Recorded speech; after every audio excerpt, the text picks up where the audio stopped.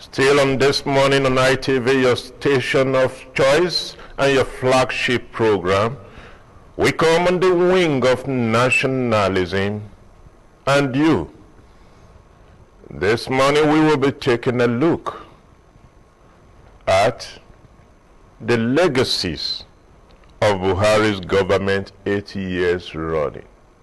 We all know that President Muhammadu Buhari is virtually the most visible natural leader in Nigeria today, apart from being a political leader.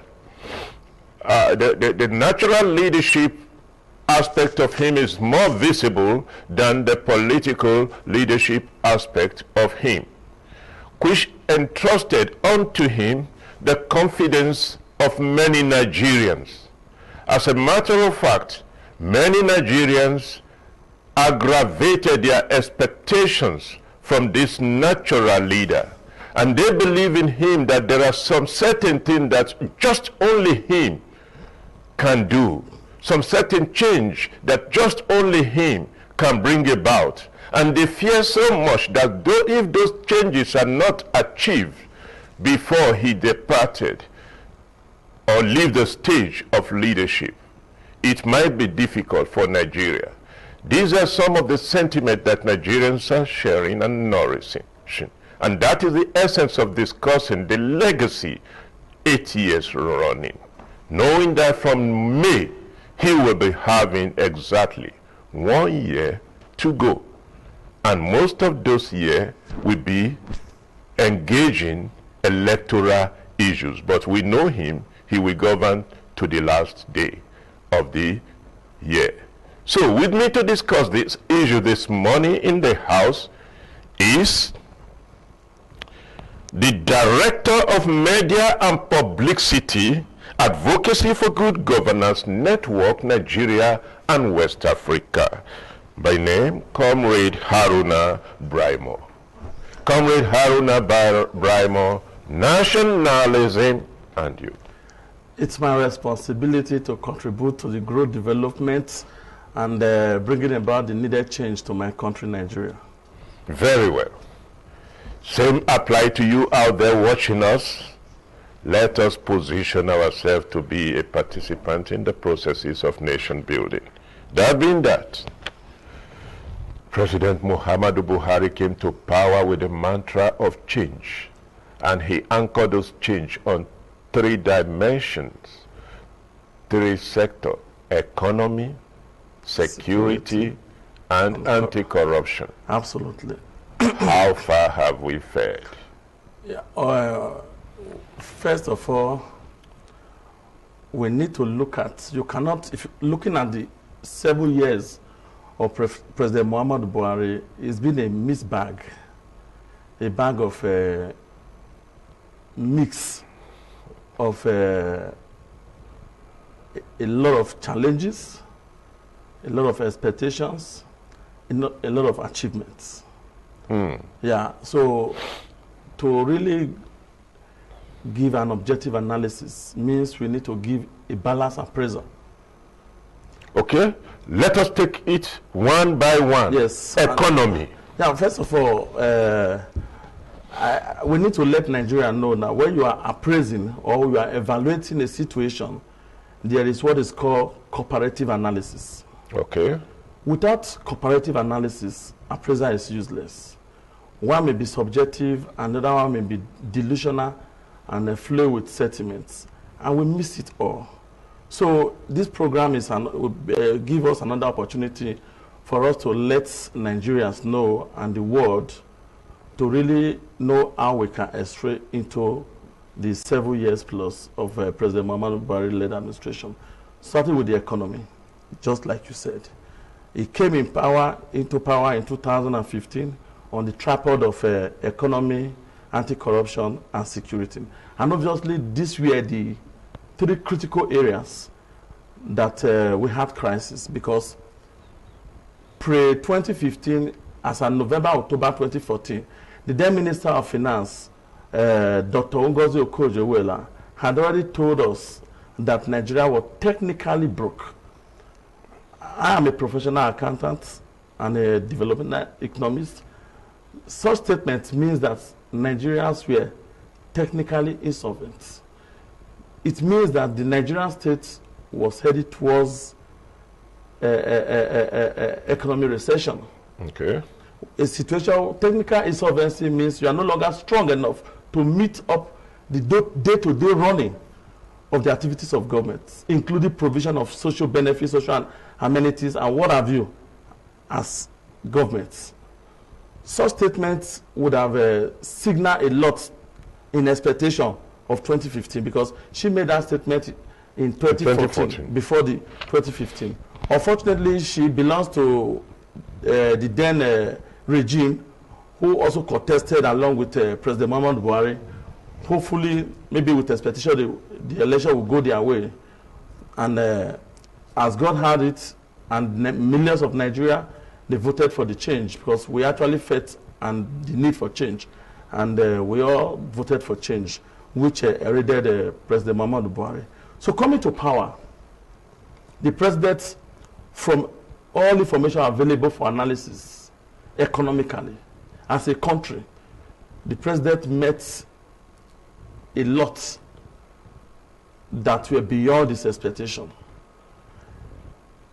For example, the strength of the economy of a country lies in foreign reserve. The strength of your foreign reserve is one of the biggest criteria or yardstick to measure your international trade, especially in a developing country like ours, where practically we import more than 90% of our consumption. That means you have a lot to deal international trade, which give rise to balance of trade and balance of payment. We were having a balance of payment deficit that was running in billions of dollars that we could not meet up. And your foreign reserve supposed to be a cushioning effect, a point of reference for every foreign transaction that you are doing. Every of your foreign partner will look at your reserve. Is this country strong enough for me to release goods on credit?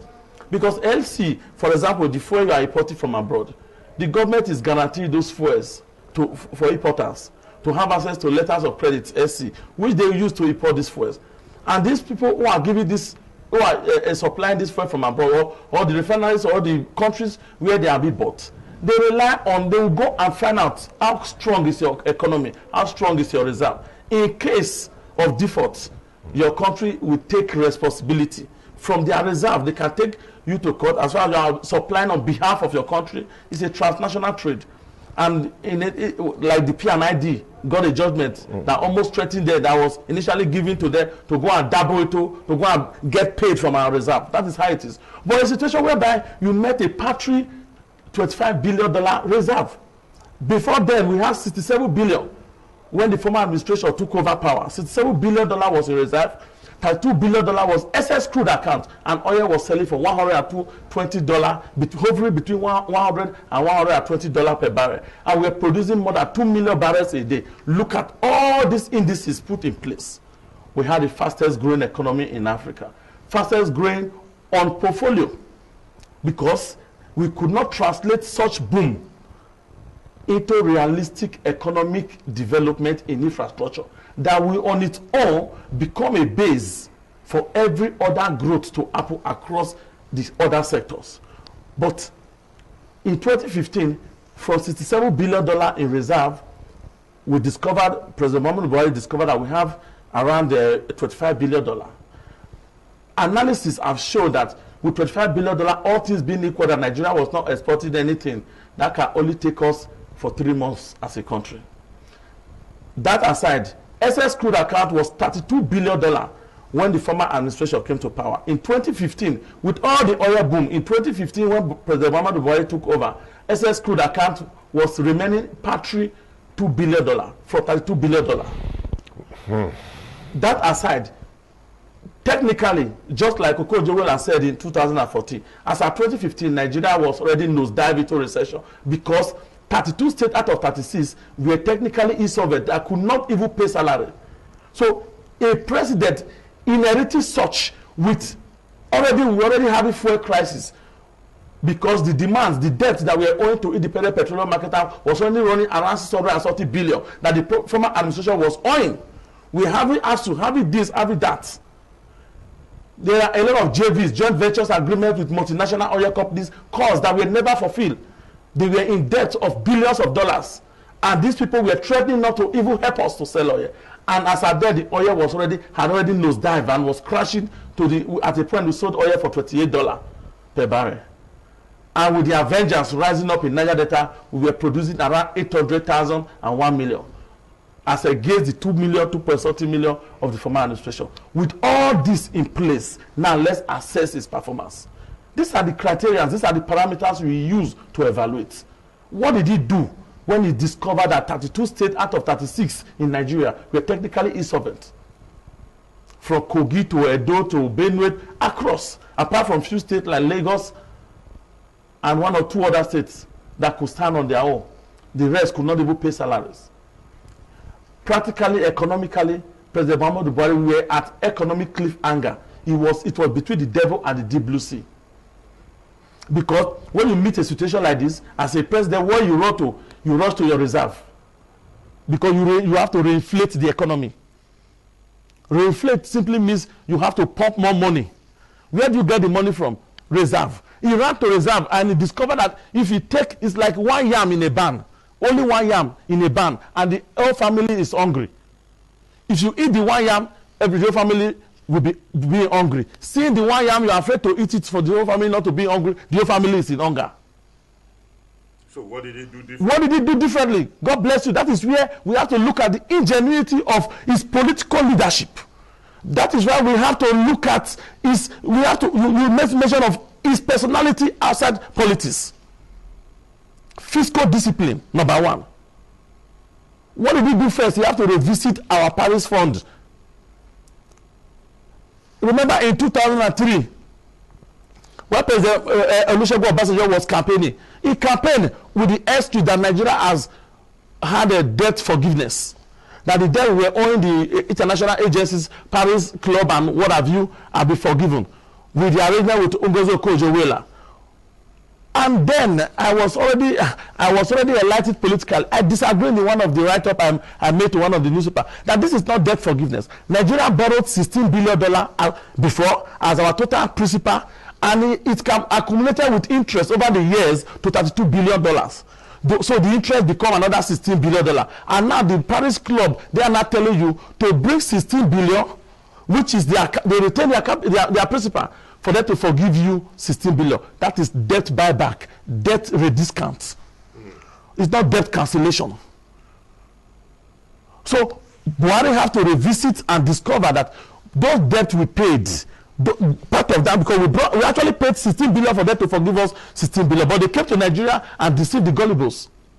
Everybody. We are awash on national dailies that we have had debt cancellation. It became an achievement upon which Olusegun Obasanjo presidency was praised and given second tenure. You meant it was a contrived reality? Of course, it was absolutely contrived reality. Okay, so how did we? So we discovered that we overpaid these people. It takes an ingenious presidency in 2015 because we need to begin to check records. We don't even, our debt management office as at then could not even tell our creditor how much we are owing them. So we have to also rely on our creditor to tell us how much they think or they have agreed that we are owing them. With huge consultancy, that is another discussion for another day. We discovered that we overpaid. They need to make refund. That was what gave rise to Paris Club refunds. Okay. And this money were not captured in the budget. Ordinarily, President Muhammadu Buhari is guided by the Fiscal Responsibility Act, which settles around the budgetary allocation as in the budget for a year. But this is an outside budget money. The previous party, the previous administration, or in any other administration of the 16 years locust years of the locust, they would have devoured that money. Nobody will hear of it. But here we are looking for money. What did he do with the money? He said, let me bail this state out. These states had their own budgets. They are independent states. We are operating federalism. But his political leadership is political empathy. Say, I cannot be the president of Nigeria, some states cannot pay salary. It is not his responsibility to pay the salaries of workers in Kogi, Edo, Benue, or any other states. But he brought the money and was giving it to them. And since then to date, this is the only presidency that has given extra budgetary money to states. Whenever they are down, whenever they cannot meet up, they are running deficit. Somebody said the reason that Buhari gave a bailout to state to pay salary is because he recognized the fact that salary is not just an individual pocket money or family pocket money, but it is a cycle of... It is the beginning of the circular flow of income. So, yeah, of course, it's the beginning of circular flow of income. For your salary, you will have consumption, you will have savings, and you will lead to investment, the circular flow of income. You understand? So that was one aspect. What was the other aspect? Because there was no, we were suffering stagflation. The difference between inflation and stagflation. Inflation is where too much money is chasing few goods. In this circumstance that Muhammadu Buhari found himself, we were stagnated economically. We were not producing. We were not producing. A not productive economy was on. We were stagnant productively, and we don't even have money to report. That is stagflation. What do you do in that circumstance? You now begin to take deliberate measures. There is what is called import substitutive goods. What are these goods? That is where we talk of diversification. How can we be spending billions, hundreds of billions of dollars annually to import rice that we can produce? And we are not earning more money. We are earning less, but huge responsibility on ground to take care of. You begin to think, let's diversify the solid mineral sector. These local miners, how do we give them a sense of belonging? Kudos to the then Minister of Mines, who is now the governor of Ekiti State. He did a lot of reforms there to open up the industrial mineral sector. And the agri minister then, and he created lofty agri program. And one of them was the anchor borrower scheme. These are just deliberate policies, and counted 14 states in Nigeria that had the capacity to feed Nigeria rice on rice basis, and also for export. Say, how do I come in? There is no commercial bank in Nigeria that can finance any farming activity because of high interest. What did he now do? Let's look into the CBN. CBN, can you make money available for these states, for farmers to go into farming? It's just a question of time. After World War, you Georgia. And today we are celebrating rice pyramid. For the first time in our recent history, the mining sector has opened. So deliberately, definitely, recession was inevitable for us in 2015. But the question is, what did Buhari do better? I remember that when we entered that recession in 2015, the World Bank and the IMF predicted that Nigeria will stay 2 years in economic recession, yes, and that we have the likelihood of proceeding into economic depression, yes, in the third year. They were shocked and surprised because of a lot of... Less than 10 months. We were out of recession because the agricultural sector picked up immediately. A typical Nigerian is a productive person. All we need is the leadership to do it. I can imagine that every time... But it seems that the agricultural growth level has been, much more concentrated on rice, and we seems not to be expanding at the vehemence with which it started. I can agree with you in one way. But the other way, there are a lot of significant growth taking place, like in the cash crop area. Okay. A lot of things are taking place, and a lot of value chains are being created. And he did not just talk about rice. When he talk of agriculture, he didn't concentrate on rice. That is just a program for rice production.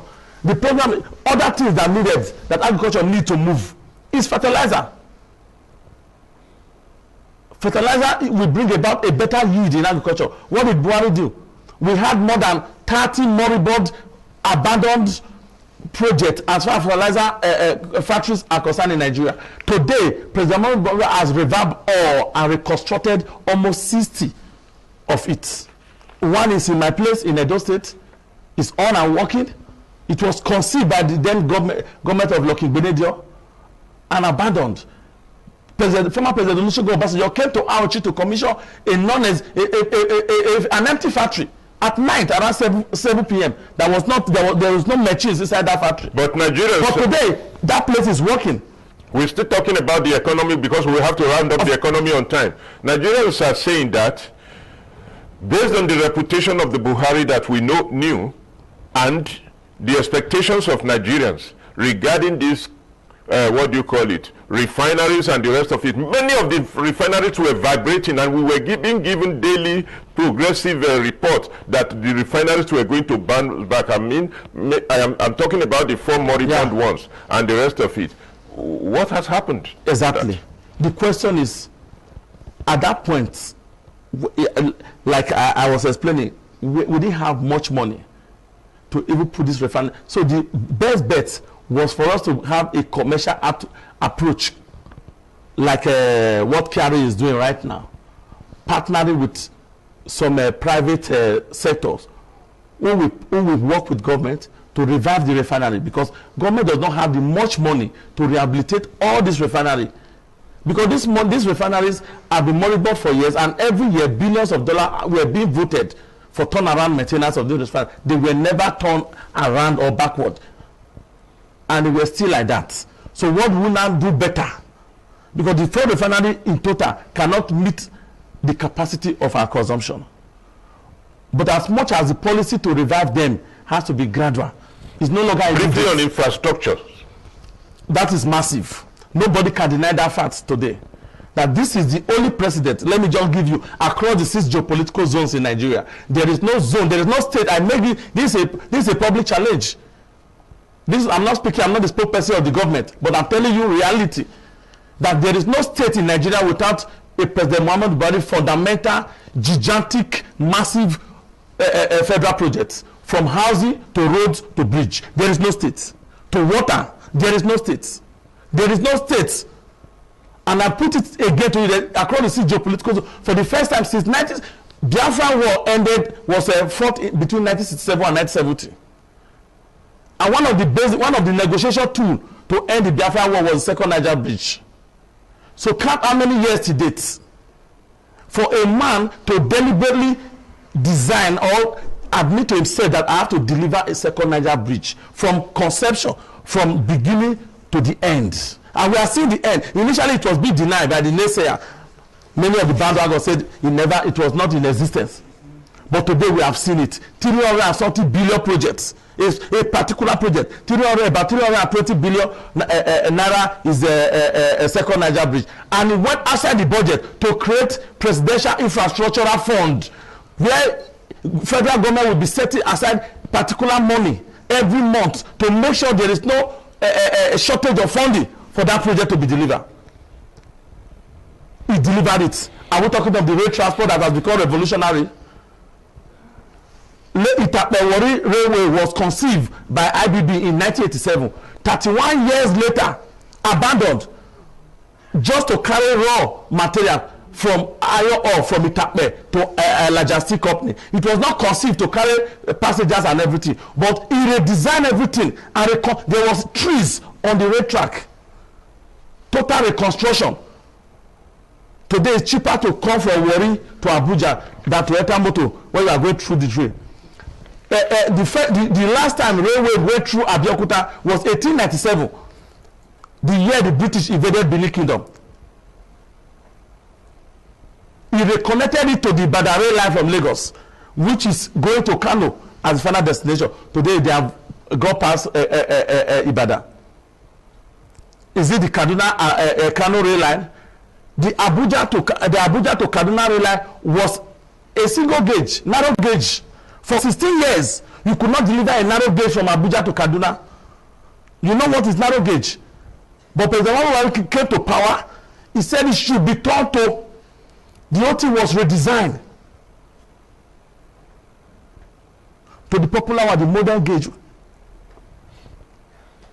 standard gauge, and today we are utilizing it. I'm not talking of the metro line. Excuse me. the first in West Africa, light rail, the first light rail in West Africa, from airports to church gates in central area. This is light rail. This is revolutionary. I'm not talking of the Maradi because it's being funded by European Union and another consortium, because Nigeria said it's building, President Muhammadu is building railway to Niger. These are all falsehood. They are all part of the African Trade Agreement Act that European Union is part of. So the funding is not coming from one country alone. African Development Bank is there, a consortium of 4 banks from Europe, another one, they are the one funding it. There is need for programs like this. I'm not talking of the fiscal discipline that I put to bear. There were policies that former President Goodluck Jonathan would have implemented. Fiscal policies to drive monetary concerns, to checkmate a lot, like the BVN, like the TSA, Treasury Single Account, where today you now have a semblance of uniformity of account, like a control account for every federal government transaction. By 5 p.m., if President Muhammadu Buhari want to know what is the balance in every MDA's account, he will have it at his palm. Because whatever you spend and is balanced, you return back. For more than how many years we are operating zero-based budgets? These are critical areas that the layman may not understand. Why President Muhammadu Buhari now submit budget before October for the first time?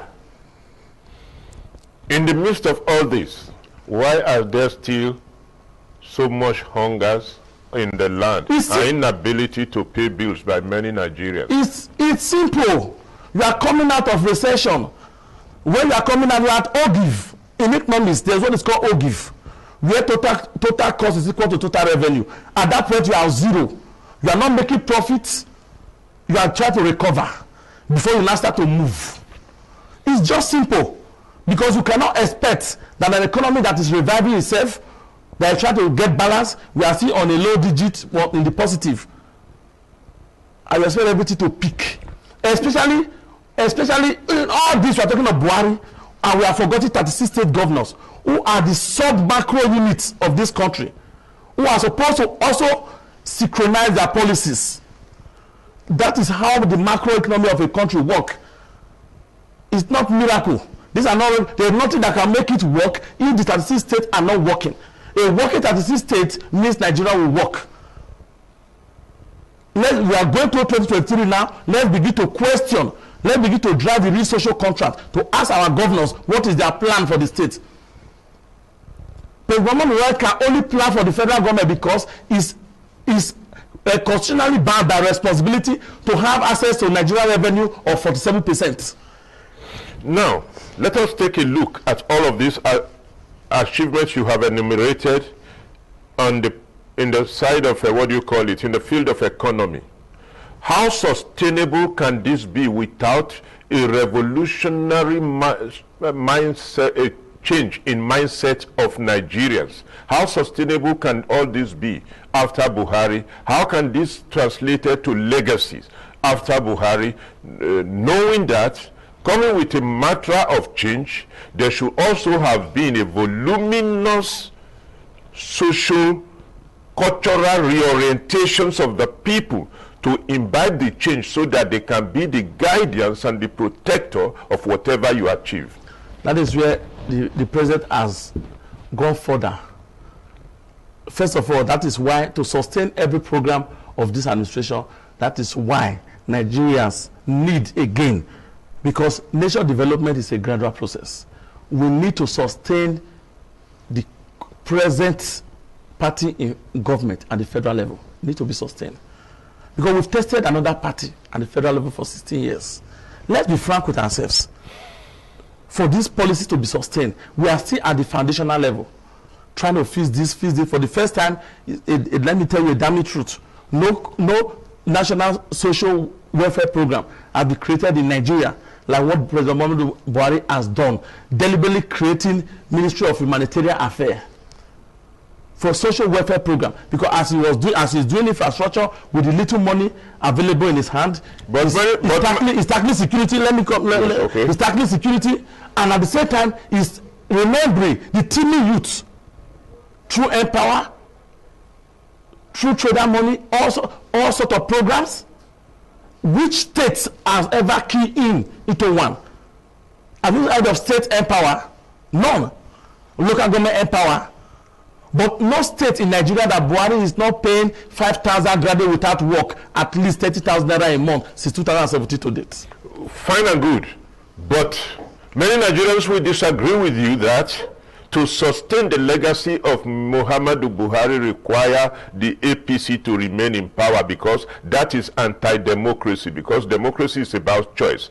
Now, one would have thought that the people are the vehicle of change, and the people being the vehicle of change, the Buhari that came with a mantra of change supposed to have galvanized the people, either using National Orientation Agency or any other thing, to know how to reject bad leadership and to vote bad leadership. Have we achieved anything on that track? I will admit to some reasonable extent that the National Orientation Agency has not really for sure at optimal level. Maybe because the political authority did not. But I have to also let you know that I keep saying it on this program, until Nigeria begin to work with the kind of government or the kind of system or form of government that we are operating. President Muhammadu Buhari can only drive the change mantra along with every other state and 774 local governments believing in the same change mantra. And National Orientation Agency is domiciled in all those state and local governments. And there is no state governor today that has his own state orientation agency to make the national own function well. There is none across the states. The federal government cannot continue to domicile policies and programs of agencies across the states when they are even short of funding, because the federal government only have a. So we progress to security. Exactly. Okay. Let's be fair with ourselves. It depends the dynamics of the insecurity we are finding ourselves.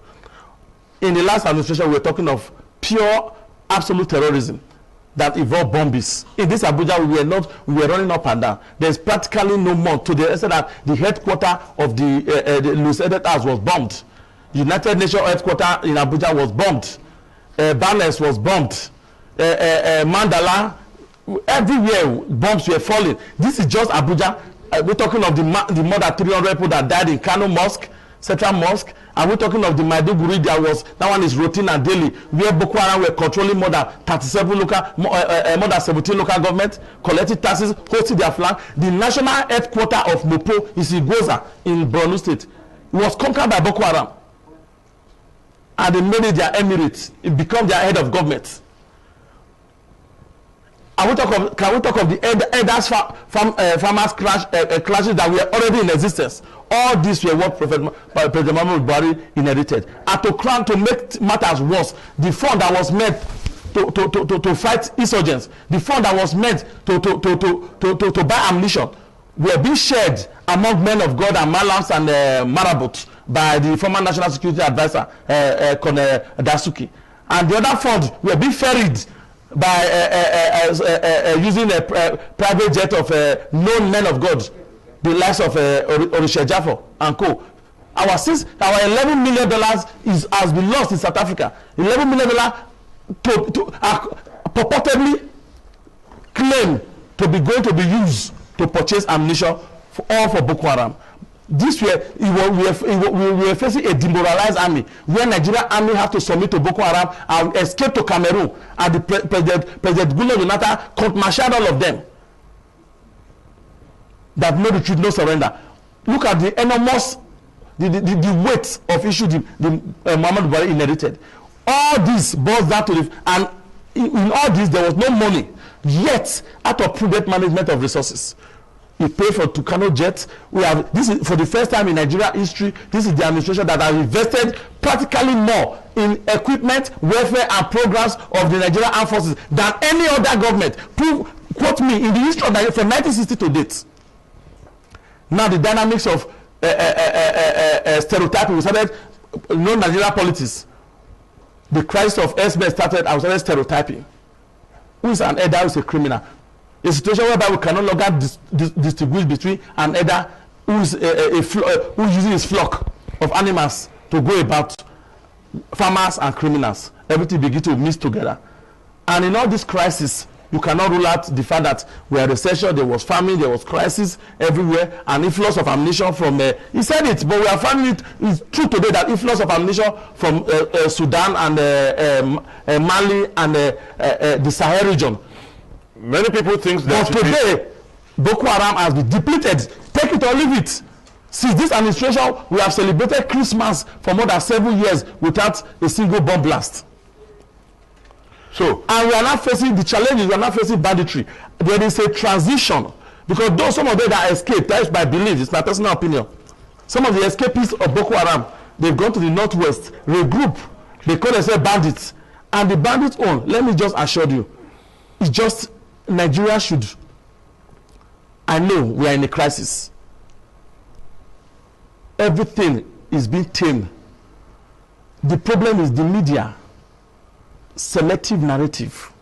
In one word, how will you rate the anti-corruption fight? We are about to close. Yeah, in between 1 and 10, I'll rate it 6, just a little above average.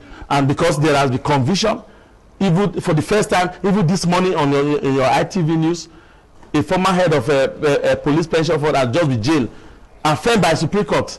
A party member, APC party member, a former governor and a city senator is going through, is serving jail term. If you have one work for the government to do in order to get their legacy more better and more sharpened, what will that word do? I will tell them to begin to tell Nigerians, to begin to point out there are lots that this government has done that Nigerians need to know.